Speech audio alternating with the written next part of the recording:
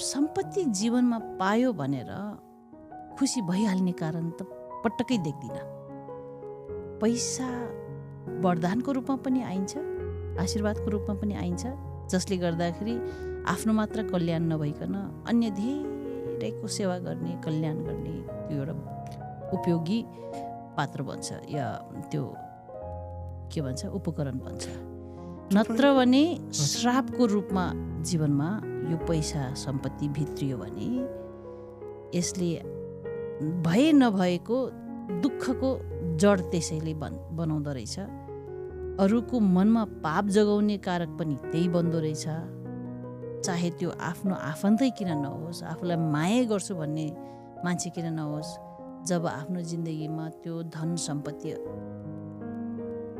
धेरै मात्रामा आइपुग्दाखेरि त्यसले निम्त्याउने भनेको यदि तपाईँको त्यो सोचमा, कर्ममा सेवा र कल्याण भाव भएन भने त्यो श्राप बन्दो रहेछ।